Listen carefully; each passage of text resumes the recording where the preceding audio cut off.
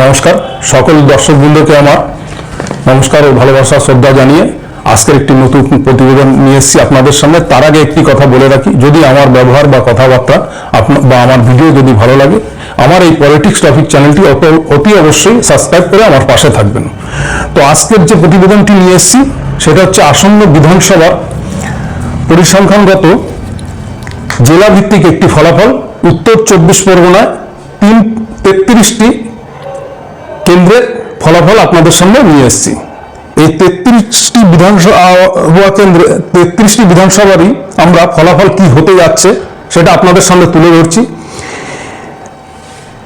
এই 33টি আসনের ফলাফল আপনাদের সামনে যে তুলে ধরছি, এটা কোনো শোনা গল্প না বা আবেগে বলা নয়।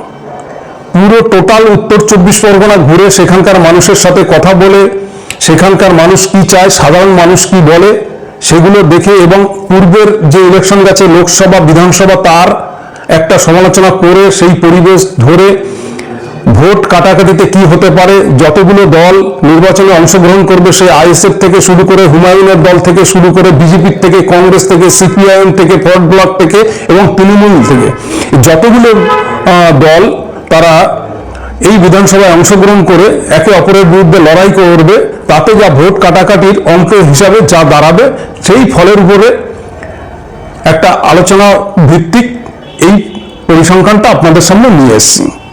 তো উত্তর 24 পরগনা জেলায় 33টি আসন, এই 33টি আসনের মধ্যে কি হতে যাচ্ছে সেটাই নিয়ে বলার জন্য আপনাদের সামনে আজকে নিয়ে এসেছি 2026 বিধানসভার পরিসংখ্যান কি হতে যাচ্ছে এবং ফলাফল কি হতে পারে। তো দেখুন, বীজপুর 2021 সালে তৃণমূল ক্ষমতা দখল করেছিল, 2026 সালে বীজপুরে তৃণমূলই থাকবেন। এখানকার বিধায়ক সুবোধ অধিকারী দক্ষ সংগঠক এবং মানুষের সাথে তালমেল তার ভালো, এলাকায় তার সুনাম আছে, তার নামে কোনো ব্যাড রেকর্ড নেই এবং সে মানুষের পাশে থাকে এবং 365 দিনই মানুষের সাথে জনসংযোগ রেখে চলেছেন। তাই এই সিটটি তৃণমূল দখল করবেন 2026-এ। নৈহাটি 2021-এ তৃণমূল দখল করেছিলেন। তারপরে আপনারা জানেন ওখানকার বিধায়ক তিনি লোকসভায় চলে গেছেন, তারপর উপনির্বাচন হয়েছে, সেখানে তৃণমূল জয়ী হয়েছে। তো 2026-এ তৃণমূল দখল করবে এই সিটটি। তারপরে আসি ভাটপাড়া, যেখানে অর্জুন সিং এর দাপট, অর্জুন সিং এর ছেলে সেখানকার বিধায়ক। 2021 সালে এই সিটটি বিজেপি ধরে রেখেছিলেন। তো এবারও আশা করা যায় বিজেপি এই সিটটি ধরে রাখবেন, কিন্তু লড়াইটা খুব টাফ হতে পারে। লড়াইটা কিন্তু সেয়ানে টক্কর হবে, শেষমেশ উলট পালট কিছু হতেও পারে, তবু আমরা ধরে নিচ্ছি ওটা বিজেপি ওখানে ওই সিটটি ধরে রাখবে। জগদ্দল 2021-এ তৃণমূল দখল করেছিলেন, 2026-এ তৃণমূলের হাতেই থাকবেন। তারপরে আসি নোয়াপাড়া 2021-এ তৃণমূল দখল করেছেন, 2026-এ ওই সিটটি তৃণমূলের হাতেই যাবেন।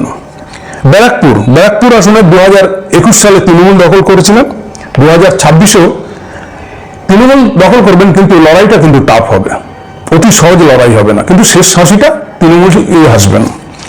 তারপরে আসি খড়দহতে আপনারা জানেন কাজল বাবু দাঁড়িয়েছিলেন, তার একটা অকাল প্রাণ ঘটে যায় ইলেকশন এর পরপরই। তারপরে ওখানে বাই ইলেকশন হয়, তারপরে সেখানে তৃণমূল দখল করেন এবং এবারও তৃণমূলই সেখানে ক্ষমতায় আসবেন, ওই আসনটি তৃণমূলের দখলেই থাকবেন। দমদম উত্তরে তৃণমূল 2021-এ সিটটি দখল করেছিলেন, এবারও দমদম উত্তরে তৃণমূল এর হাতেই আসবে, কিন্তু লড়াইতে অনেক কিছু টুইস্ট থাকবে, এটা বলতে পারি, লড়াই হবে। পানিহাটি 2021 সালে তৃণমূল সিটটি দখল করেছিলেন। এই পানিহাটিতে অনেক কিছু ঘটে গেছে, আপনারা জানেন আর.জি. কর কেস থেকে শুরু করে ওখানকারই মেয়ে ছিলেন, ওখানে অভয়ার বাবা মা বসবাস করেন ওখানে। যাই হোক, শেষ হাসিটা কিন্তু ওখানে তৃণমূলই হাসবেন। তারপরে কামারহাটি বিধায়ককে মদন মিত্র। এই মদন মিত্র আর যাই হোক না কেন মানুষের কিন্তু খুব কাছের মানুষ হয়েই উনি ওখানে আছেন, একজন দক্ষ সংগঠক। জানি না আমাদের পরিসংখ্যান বলছে যে মদন মিত্র বয়সজনিত কারণে হয়তো টিকিট উনি পাবেন না, না পেলেও যাকেই দেবেন ওখানে কিন্তু তৃণমূলের জিত হবে এবং তৃণমূলের দখলই এই সিটটি যাবেন। তারপরে আসি বরানগর। বরানগরেও উপনির্বাচন হয়েছে, জানেন 2021 সালে তৃণমূলের দখলে ছিল, তারপরে 2026-এও কিন্তু তৃণমূলের হাতেই সিটটি যাবে, তৃণমূল সে শাসিতেই হাসবে। তারপর দমদম 2021 সালে তৃণমূল জিতেছিলেন, ওখানকার বিধায়ককে জানেন, নাট্য ব্যক্তিত্ব। তো দমদমেও 2026-এ দমদমে এই সিটটি তৃণমূলের দখলেই যাবে, সেই শাসিটা তৃণমূলই হাসবে। রাজারহাট নিউ টাউন 2021-এ তৃণমূলের হাতে ছিলেন, এবারেও 2026-এ রাজারহাট নিউ টাউনও তৃণমূলের হাতেই যাবে। তারপরে আসি বসিরহাট উত্তর। বসিরহাট উত্তর 2021-এ তৃণমূল দখল করেছিলেন, 2026-এ বসিরহাট উত্তর তৃণমূলের হাতেই যাবেন। হিঙ্গলগঞ্জ নিয়ে বিজেপি অনেক রকম স্বপ্ন দেখছে, কিন্তু হিঙ্গলগঞ্জে যে সংগঠন দরকার ভোটে জিততে গেলে সেই সংগঠন এখনো তারা তৈরি করে উঠতে পারেনি। যতই নেতারা বড় বড় কথা বলুক না কেন, হিঙ্গলগঞ্জে কিন্তু শেষ হাসিটা তৃণমূলই হাসবে। গেল। তারপরে আসি বাগদা। এই বাগদায় 2021-এ বিজেপি দখল করেছিলেন। বাগদা যত সম্ভব আমাদের পরিসংখ্যানে যেটা উঠেছে, এবারও বিজেপির হাতেই থাকছেন এই সিটটি। বনগাঁ উত্তরেও বিজেপির দখলে ছিলেন, এবারও আশা করা যায় বিজেপি এই সিটটি ধরে রাখতে সক্ষম হবে। বনগাঁ দক্ষিণের সিটটি কিন্তু 2021 সালে বিজেপি দখল করেছিলেন, কিন্তু এবার 2026-এ ওই সিটটি ছিনিয়ে নিতে চলেছেন তৃণমূল।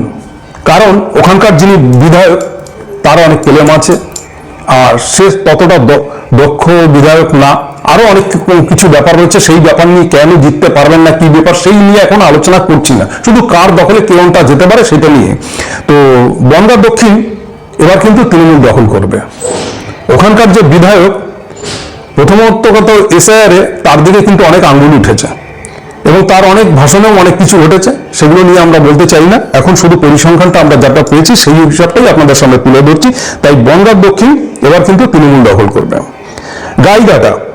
গাইঘাটা সিটটি 2021-এ বিজেপি দখল করেছিল, এবার 2026-এও কিন্তু বিজেপির হাতেই থাকবে। স্বরূপনগর 2021-এ তৃণমূল দখল করেছিলেন, 2026-এও স্বরূপনগর তৃণমূলের হাতেই থাকবে। বাদুরিয়া 2021-এ তৃণমূল দখল করেছিলেন, এবারও তৃণমূলের হাতেই সিটটি যাচ্ছে, শেষ হাসিটা তৃণমূলই হাসবে। হাবড়া সিটটি নিয়ে কিছু বলার আছে। জ্যোতিপ্রিয় মল্লিক ওখানকার বিধায়ক, আপনারা জানেন তিনি বেশ কিছুদিন জেলে থেকে তার সংগঠন ছন্নছাড়া হয়ে গেছে, তাই এই হাবড়া সিটটি ধোঁয়াশা আছে তৃণমূলের হাত থেকে। হয়তো যা আমাদের পরিসংখ্যানে এসছে, হাবড়া সিটটি কিন্তু এবার বিজেপির হাতে যেতে চলেছে। শেষ হাসিটা লড়াই দিয়ে কে বেরোবে সেটা এখন বলা যাচ্ছে না, কিন্তু এখন অব্দি পরিসংখ্যান বলছে যে হাবড়া বিজেপির হাতে যেতে চলেছে, শেষ হাসি বিজেপি হাসবে। অশোকনগর তৃণমূল 2021-এও নিয়েছে, 2026-এও এই অশোকনগর তৃণমূলের হাতেই যাবে, ওখানে তৃণমূল কর্মীরাই শেষ হাসিটা হাসবে। আমডাঙ্গা 2021-এ তৃণমূল ছিল, 2026-এও তৃণমূলের হাতেই আমডাঙ্গা থাকবে। বিধাননগর এরপরে আসনটি হল বিধাননগর। 2021-এ এখানে তৃণমূল ক্ষমতা আসে, ক্ষমতা ধরে রাখে, 2026-এও তৃণমূলই এখানে ক্ষমতা ধরে রাখার সম্ভব পাচ্ছি আমরা, যে তৃণমূলের হাতেই এই আসনটি যাবে। কিন্তু একটা কথা বলা হলো যে এখানে কিন্তু ফাইটটা টাফ হবে। ফাইটটা টাফ হলেও একটা কথা বলে রাখি, না বললে নয়, এই অঞ্চলে অনেক বিহারি ভোটার রয়েছে, তারা কিন্তু একটু বিজেপি ঘনিষ্ঠ ছিল, কিন্তু তাদের বিহারের ভোট হওয়ার পর অনেক কিছু বিজেপির উপর থেকে মোহভঙ্গ হয়ে যায় এবং তারা তৃণমূলে কামব্যাক করে। তার জন্য আরো বিধাননগরটা তৃণমূলই জিতবে। রাজারহাট গোপালপুর 2021-এ তৃণমূল জিতেছে, 2026-এও তৃণমূলই জিতবে। মধ্যমগ্রামের কথা না বললেই নয়। মধ্যমগ্রামের যিনি বিধায়ক তিনি হচ্ছেন রতিন ঘোষ। তিনি তিনবার মিউনিসিপ্যালিটির প্রধান ছিলেন, বিধায়ক, এবং এখানকার মানুষ তাকে মধ্যমগ্রামের রূপকার বলেন এবং তার হাতে বহুত উন্নয়ন হয়েছে এবং খুব মার্জিত ভাষায় কথা বলেন, খুব শান্তশিষ্ট এবং অতি ভদ্রলোক, এবং এখানকার মানুষ তাকে চায়। মধ্যমগ্রাম আবার রতিন ঘোষের হাতেই যাচ্ছেন, মানে তৃণমূল দখল করছেন।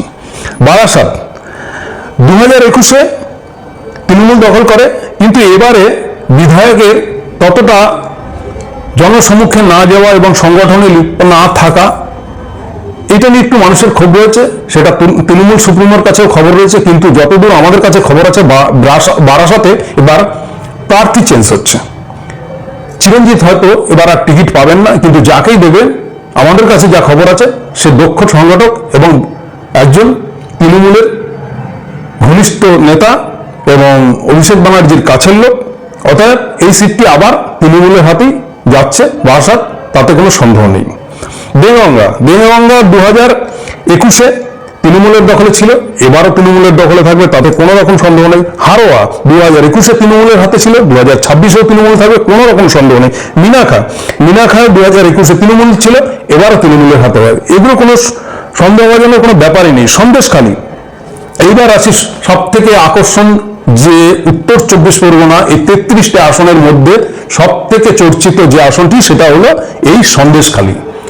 সন্দেশখালী যতদূর সম্ভব আমাদের কাছে যা আছে, রেখা পাত্রকে এবার হয়তো বিজেপি টিকিট দেবে না, কারণ রেখা পাত্রকে নিয়ে এখন ওখানকার মানুষের মধ্যে একটা ক্ষোভ রয়েছেন। যদি বলেন ক্ষোভ কেন রয়েছেন, ক্ষোভ হচ্ছে এই কারণে, যেহেতু রেখা পাত্র এখন আর টিকিট না পাওয়ার পিছনে কারণ হচ্ছে উনি ওখানে থাকেন না। বিজেপির নেতারা ওনাকে কলকাতায় নিয়ে কোনো নামি দামি হোটেলে রাখছেন এবং বিলাসবহুল জায়গায়, নিউ টাউনের মতন জায়গায় তাকে একটি ফ্ল্যাটে রাখছেন। কি কারণে রাখছেন, কেন রাখছেন, এলাকার মানুষ জানে না, এলাকার মানুষের সাথে সেই ঘনিষ্ঠতা নেই এবং এলাকার মানুষকে এই নিয়ে ক্ষোভ। এবং রেখা পাত্রের পিছনে যেসব মহিলারা যে আন্দোলন করেছিলেন শাহজাহানের বিরুদ্ধে, সেটা যে গুজব বানানো, তারাই বলছে, এবং তারা সব ফিরে কিন্তু আবার তৃণমূলে যোগ দিয়েছেন এবং ওখানকার আবহাওয়া পুরো পরিবর্তন হয়ে গেছে আমাদের কাছে যতটুকু খবর। তাই সন্দেশখালী আর বিজেপির হাতে যাচ্ছে না, কিন্তু লোকসভায় কিন্তু এই রেখা পাত্র 8,000 ভোটে লিড করেছিল। তা সত্ত্বেও এবার কিন্তু পুরো পাল্টে যাচ্ছে, ওখানে আবার তৃণমূলই ক্ষমতায় আসছেন। এই আসনটি তৃণমূলের হাতেই চলে যাবে। হয়তো শুনলে অনেক আশ্চর্য হবেন, রাগ হবেন, কিন্তু এটাই বাস্তব। বসিরহাট দক্ষিণ 32টা আসনের খবর শুনলেন। এই 32টা আসনের মধ্যে এবার বসিরহাট দক্ষিণের মধ্যে কি হচ্ছে, 2021-এ তৃণমূল ছিল, 2026-এও তৃণমূল। তাহলে 33টা আসনের মধ্যে মোট আমরা কি পরিসংখ্যান দেখলাম, 5টা সিট বিজেপি পেতে পারেন, 28টাই তৃণমূল। এর মধ্যে 2-1টা সিট অনেক কারণবশত এদিক ওদিক হতে পারে, তাহলে হয়তো রেজাল্টটা একটু এদিক ওদিক হবে, কিন্তু পুরো উল্টো হবে তা কিন্তু কোনো প্রকারই সম্ভব না। আর যদিও হয় তাহলে এই যে 5টা সিট দিয়েছে সেখানে হয়তো 6টা বিজেপি হতে পারে, আবার এটাও হতে পারে যে এখানে 30টা সিট, 28টার জায়গায় 30টা হয়তো তৃণমূল পেতে পারে।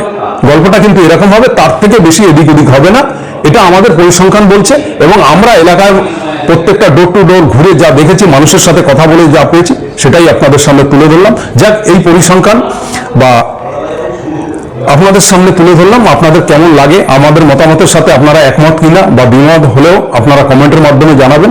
এবং সামনের দিনে আবার অন্য কোনো জেলাভিত্তিক পরিসংখ্যান নিয়ে আসবো আপনাদের সামনে। 2026-এ কি হতে পারে তাই একটা সম্ভাব্য ফলাফল আমরা নিয়ে এসেছি।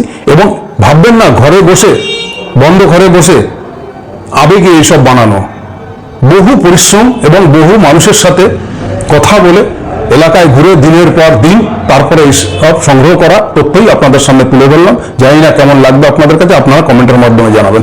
ধন্যবাদ। জয় হিন্দ, বন্দে মাতরম।